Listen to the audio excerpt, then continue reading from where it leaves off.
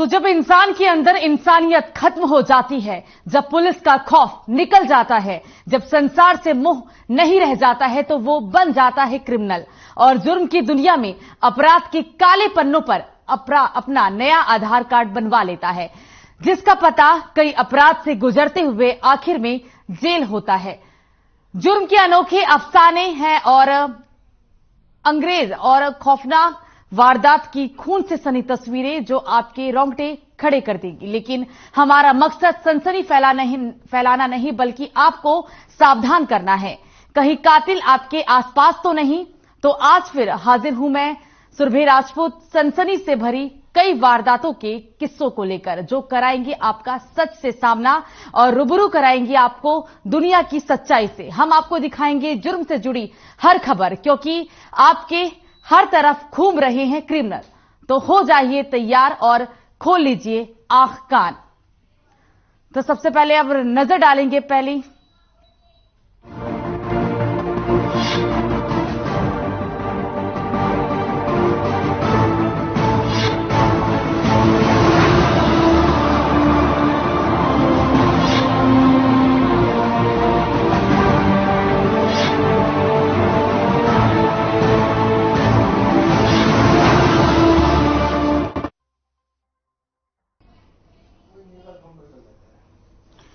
तो हरियाणा के भिवानी में बदमाशों के हौसले बुलंद हैं। बदमाशों को पुलिस का कोई खौफ नहीं रह गया है। यहां हमलावरों ने 35 साल के एक व्यक्ति की तेज धारदार हथियार से हत्या कर दी और फरार हो गया।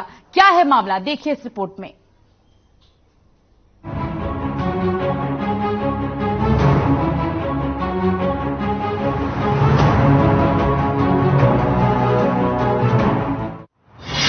भिवानी में बढ़ता अपराध, एक के बाद एक वारदात। बदमाश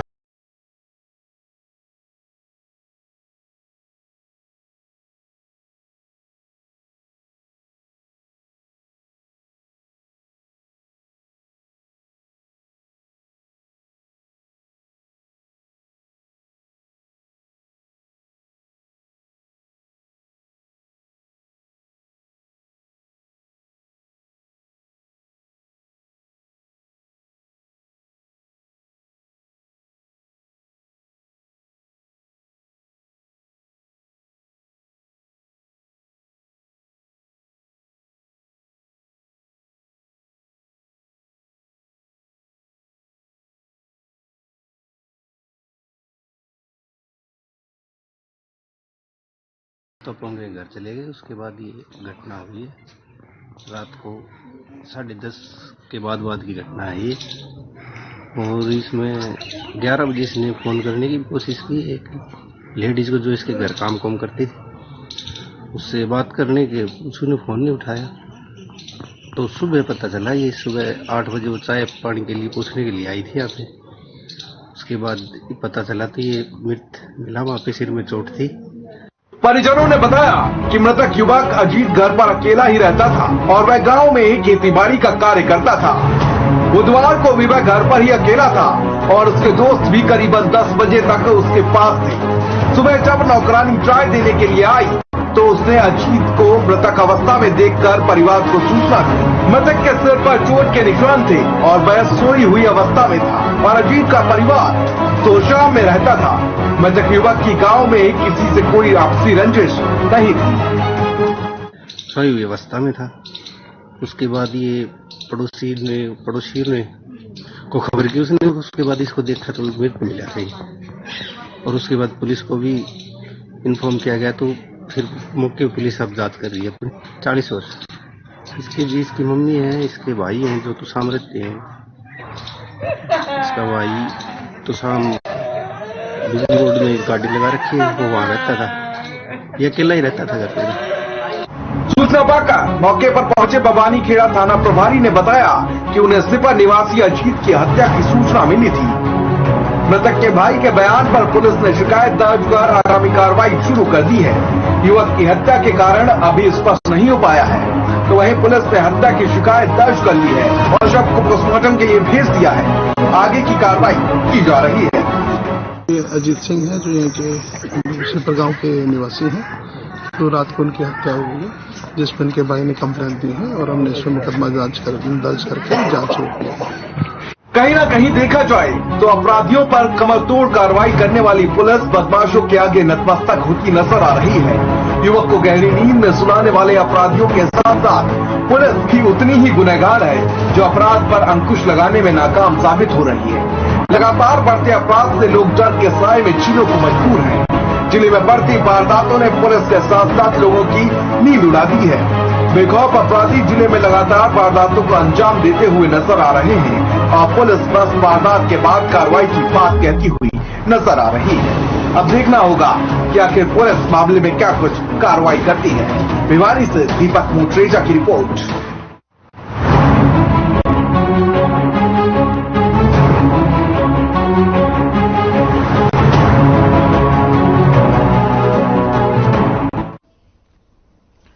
तो अंबाला सेंट्रल जेल में महिला बंदी को गोली लगने का मामला सामने आया था। महिला बंदी को गोली कैसे और कहां से लगी, इसको लेकर जिला पुलिस और जेल प्रशासन पूरी तरीके से चुप्पी साधे है।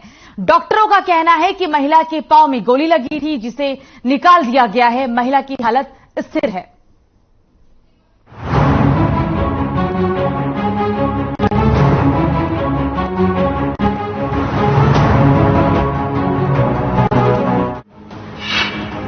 सेंट्रल जेल में चली गोली,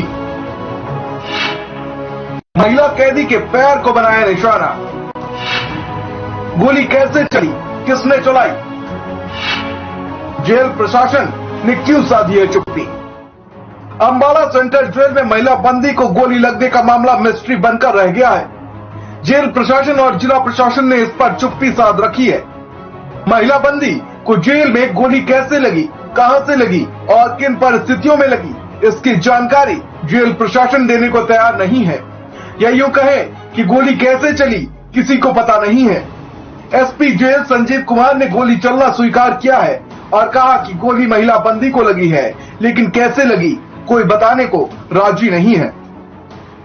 जिला पुलिस के पास एक सूचना प्राप्त हुई थी सिविल हॉस्पिटल अंबाला से कि एक रीटा नाम की लेडी जो कि एक रेप और एक्सटॉर्शन के केस के अंदर अंबाला जेल के अंदर बंद थी, वो उसको किसी चोट के कारण अंबाला सिविल हॉस्पिटल के अंदर दाखिल किया गया, जिसके मेडिकल एग्जामिनेशन के दौरान पता लगा कि उसको पैर में गोली लगी हुई है।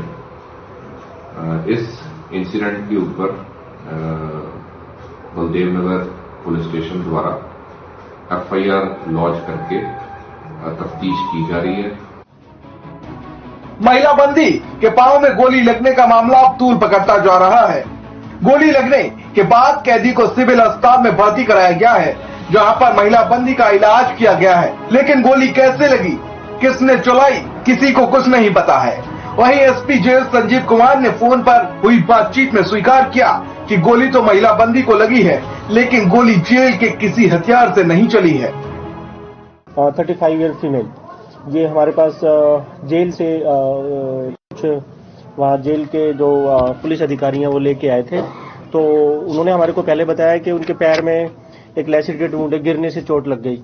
तो हमने उनको उसी के अकॉर्डिंग ट्रीटमेंट किया और एमएलआर वगैरह काट दी। एक्सरे करवाया तो उसमें हमारे ऑर्थोपेडिशियन का जो एक्सपर्ट ओपिनियन था उसमें बुलेट शेप की कोई फॉरेन बॉडी, मेटेलिक बॉडी मिली है, तो वो उन्होंने निकाल दी थी और पैक करके उसको पुलिस को हैंडओवर कर दिया है।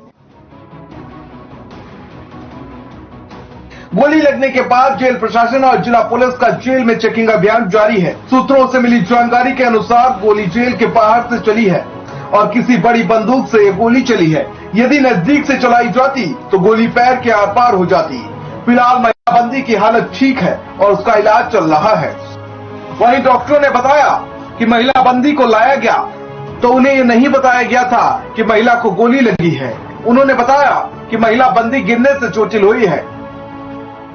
हम हर विषय से, हर एंगल से इस पूरी मैटर की गहनता से तफ्तीश कर रहे हैं। जो भी जेल के अंदर उस टाइप पे मुलाजिम पोस्टेड थे और जो लेडी ओपन एयर के अंदर, बैरक के अंदर मौजूद थी, और उसके जो साथी वहां पे मौजूद थे उन सबको हम अनुसंधान के अंदर शामिल कर रहे हैं और साथ ही जो फोरेंसिक एग्जामिनेशन है हमारी सीन ऑफ क्राइम टीम है वो भी अपना काम कर रही है। इस मामले को लेकर एसपी ने कहा कि महिला जेल में बलात्कार और एक्सटॉर्शन के मामले में बंद है। महिला को गोली लगने की जांच की जा रही है। उन्होंने कहा scene of crime team jail में जांच कर रही है। महिला के साथियों से भी पूछताछ की जाएगी। वो जो महिला को अंदर गोली लगी है उसको इन्वेस्टिगेट किया जा रहा है कि भाई कहां से लगी गोली, ये गोली कहां से आई। तो उसके लिए अब हमारी बैलिस्टिक एक्सपर्ट टीम भी आई हुई है और मैंने इनको कहा है कि सीन रिक्रिएट करके देखो कि किस दिशा से गोली आई।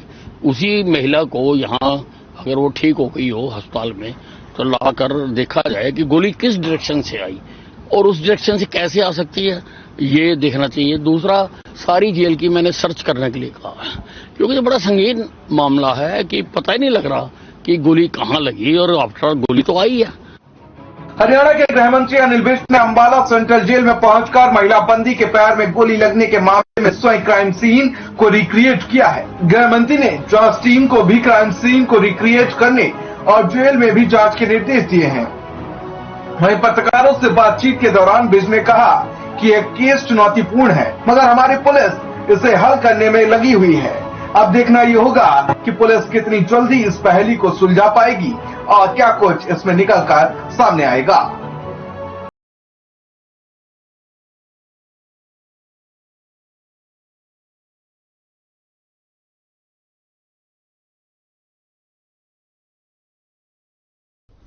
तो राजधानी दिल्ली से सटे फरीदाबाद में महिला से मारपीट करने का मामला सामने आया। यहां पड़ोसी दुकानदार ने महिला और उसके पति को बुरी तरह पीटा, जिसका वीडियो अब सोशल मीडिया पर वायरल हो रहा है। क्या है पूरा मामला, देखिए इस रिपोर्ट में।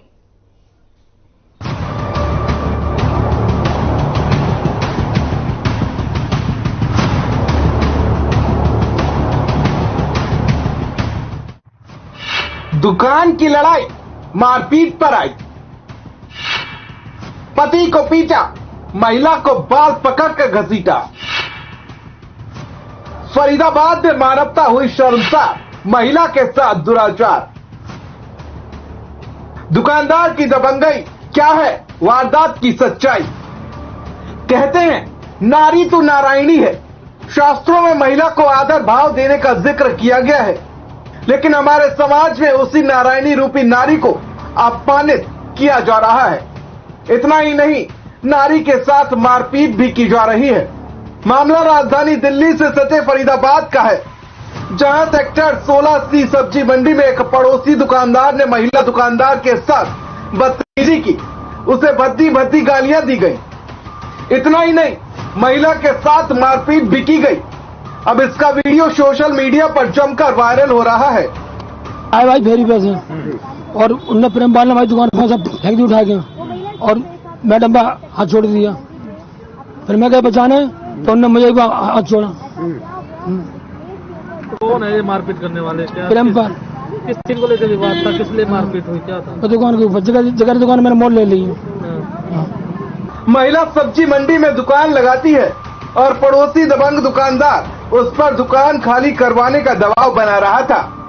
जब महिला और उसके पति ने इस बात का विरोध किया, उनकी बेरहमी के साथ पिटाई कर दी गई। सर मैं दुकान लगाती थी और मेरा पड़ोसी था, वो पड़ोसी आया, बोला कि मैंने दुकान खरीद ली। तो मैंने कही आपने दुकान खरीद ली, आप पर्ची दिखाओ। तो ये फिर गाली देने लगा और बोला तू कौन होती है, तुझे क्यों दिखाऊं। इतने में उसका लड़का आया, बस लड़का मेरे थप्पड़ थप्पड़ बजाने लगा और लड़के के बाद फिर बाप आया महेश, फिर वाने जूता उतार लिया सर, मेरे जूता फिर सर में बजाने लगा।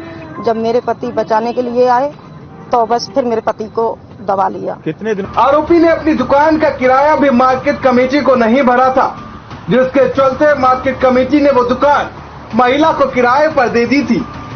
लेकिन इसी दौरान आरोपी ने मार्केट कमेटी को दुकान का किराया भर दिया और महिला को दुकान खाली कराने के लिए कहा गया। लेकिन जब महिला ने दुकान खाली नहीं की तो इस बात को लेकर पहले तो उनके बीच तू मैं हुई और उसके बाद मारपीट तक बात पहुंच गई। फिलहाल दोनों पक्षों ने थाने में जाकर शिकायत दर्ज करा दी है। चौकी इंचार्ज ने आरोपी दुकानदार के खिलाफ कार्रवाई करने की बात कही है। सर ये पूरा मामला फड़ के लेके लड़ाई झगड़ा हुआ था इनका। मार्केट के अंदर फड़ नंबर 252 और 253 है। ये इसके प्रेमपाल के पास में थी। जो फड़ नंबर 252 का वो काफी समय से किराया नहीं दे पा रहा था, जिसकी वजह से मार्केट कमेटी ने ये महिला है जिसके साथ मारपीट हुई मिथिलेश, इसको अलॉट कर दी थी। उसके बाद में प्रेमपाल ने पूरा अपना किराया मार्केट कमेटी में जमा कर दिया पीछे तक का, और मार्केट कमेटी ने आज सुबह आके महिला से फड़ खाली करवा दिया था। जिसके बाद प्रेमपाल ने जो अपना सामान वहां पे मार्केट कमेटी वालों ने रखवाया था, परंतु महिला ने आके वो सामान फेंक दिया और उसके बाद में इनका लड़ाई झगड़ा वहां से शुरू हो गया। तो वहीं पुलिस पूरे मामले में कार्रवाई की बात कहती हुई नजर आ रही है। साथ ही पुलिस की कार्रवाई के डर से अब इस मामले में दोनों पक्ष राजीनामे की बात कर रहे हैं। फरीदाबाद से जयप्रकाश भारती की खास रिपोर्ट।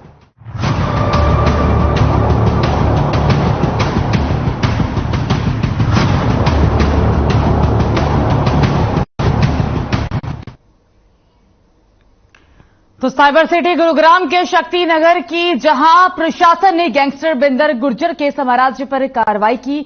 अपराधियों पर नकेल कसने के लिए प्रशासन की तरफ से लगातार कार्रवाई जारी है। शनिवार सुबह प्रशासन ने एक और गैंगस्टर का साम्राज्य ध्वस्त कर दिया।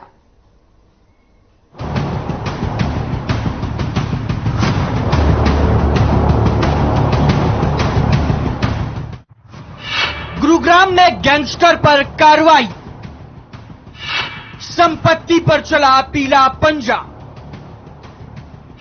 नगर निगम ने तोड़ी बिल्डिंग, साम्राज्य ध्वस्त कर कमर तोड़ने की कवायद, बिल्डिंग को जमींदोज करता बुलडोजर, पीले पंजे की पकड़ में दिख रही ईंट और सीमेंट की संरचना और एक एक कर गिरते ईंटों के टुकड़े।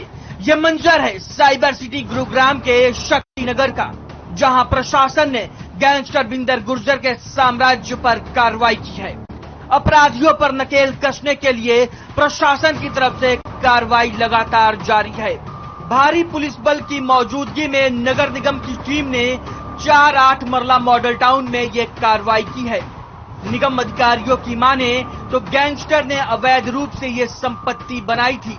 इसके लिए ना तो बिल्डिंग प्लान पास कराया था और ना ही विभागीय इजाजत ली थी, जिसे नोटिस देने के बाद ध्वस्त कर दिया गया है। इस दौरान भारी पुलिस बल मौजूद रहा। वहीं लोगों का आरोप है कि अधिकारियों ने गलत तरीके से यह कार्रवाई की है। जिस स्थान पर कार्रवाई की गई है वो गैंगस्टर की संपत्ति नहीं है। हालांकि गैंगस्टर उनका रिश्तेदार अवश्य है, लेकिन संपत्ति का मालिक वो नहीं है। कंप्लेंट मिली थी तो उसके उपरांत हमने 2 नोटिस दिए थे।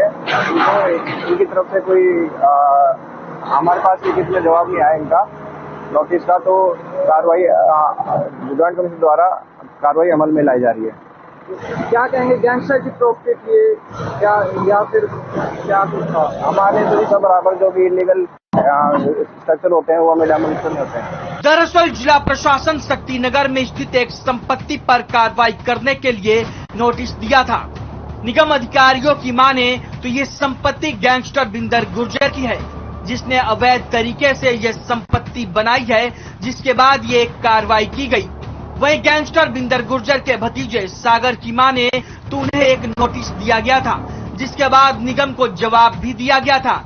उसमें बताया गया था कि इस संपत्ति का बिंदर गुर्जर से कोई वास्ता नहीं है। हालांकि वो उनका चाचा जरूर है, लेकिन ये संपत्ति सागर और उसके पिता के नाम पर है। ये जो भी कार्रवाई की गई है प्रशासन के द्वारा, ये सारी सरासर नाजायज है। इस पे पहले नोटिफिकेशन दी गई हमें कि ये सरकारी जमीन अवैध है, जिसपे हमने डेरी की हुई है। मैंने अपने लीगल डॉक्यूमेंट इनको प्रोवाइड करवाए, जिसमें ये कह रहे हैं कि ठीक है आपकी प्रॉपर्टी आपकी है, और इस पे से डेरी हटाई। हमने डेरी हटा दी, उसके बावजूद इसको सील कर दिया गया प्रशासन के द्वारा। फिर उसके बाद दोबारा बात करी तो उन्होंने कहा कि इसका कागज और दिखाइए कि तुमने ये बिल्डिंग प्लान बना रखा है, नहीं है कुछ भी है। फिर भी उसके बावजूद इन्होंने डिमोलिशन कर दिया है। आपको बता दें कि गैंगस्टर बिंदर गुर्जर पर हत्या के प्रयास समेत कई आपराधिक धाराओं के तहत केस दर्ज हैं।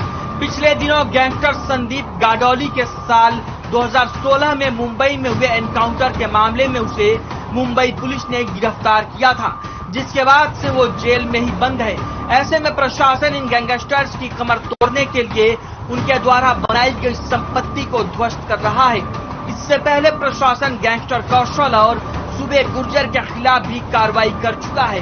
अधिकारियों की माने तो अपराधियों के खिलाफ इस तरह की कार्रवाई आगे भी जारी रहेगी। गुरुग्राम से सुशील सिंह की रिपोर्ट।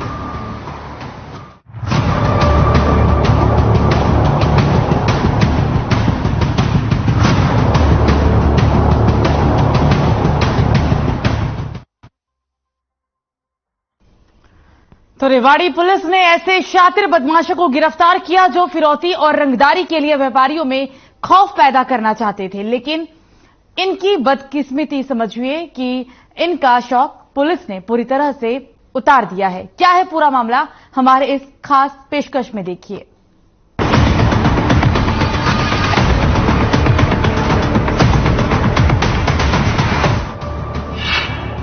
फिरौती के लिए व्यापारी को पीटा, लाठी डंडों से ताबड़तोड़ हमला, खौफ पैदा कर पैसे वसूलने की कोशिश, अब कानून की गिरफ्त में गला। पुलिस की गिरफ्त में खड़े इन लोगों को देखिए, इनको फिरौती और रंगदारी वसूलने का शौक चढ़ा था, जिसके लिए वो लोगों में, व्यापारियों में खौफ पैदा करना चाहते थे।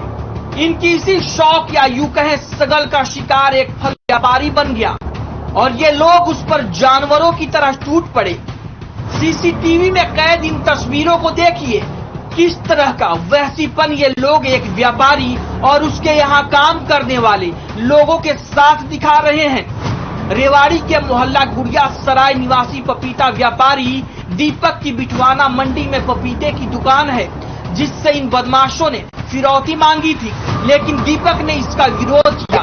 इसी को लेकर लाठी डंडों से लैस बदमाशों ने दीपक और वहां काम करने वाले कर्मचारियों को बुरी तरीके से पीटा।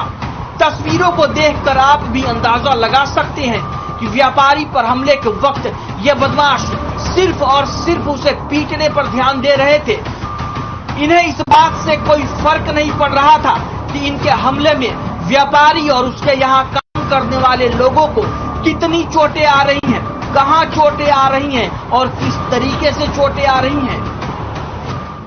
मंडी में एक वारदात हुई थी सुबह सुबह। यहाँ पर जो दीपक नाम का व्यापारी है जो पपीते का व्यापार करता था, उसके यहाँ गोदाउन पे घुस के कुछ गुंडों ने हमला किया था उस पर, और जो उनका हमले का उद्देश्य था भय पैदा करना था या इस कारोबार में हिस्सेदारी डालना था या मंथली भी उनका मांगना एक उद्देश्य था इसमें।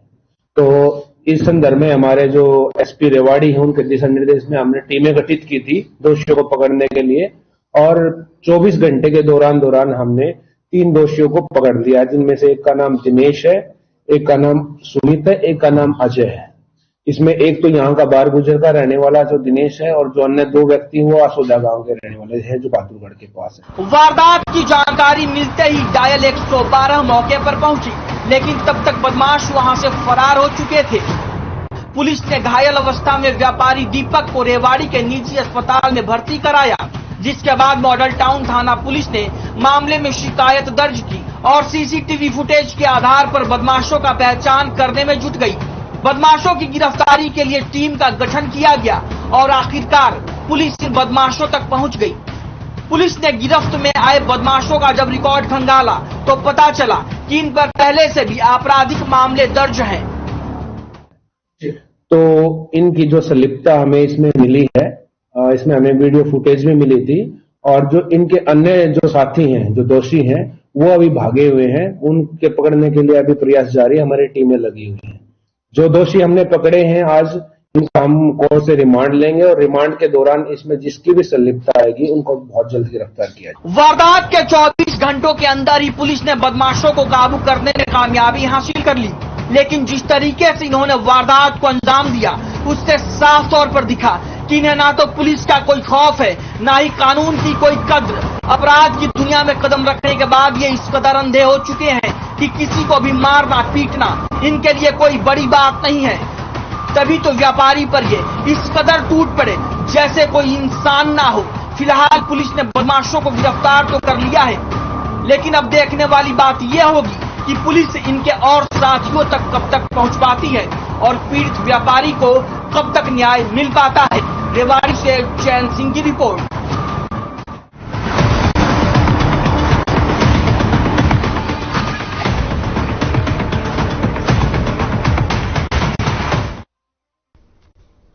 तो फिलहाल अभी के लिए मुझे दीजिए इजाजत। नमस्कार।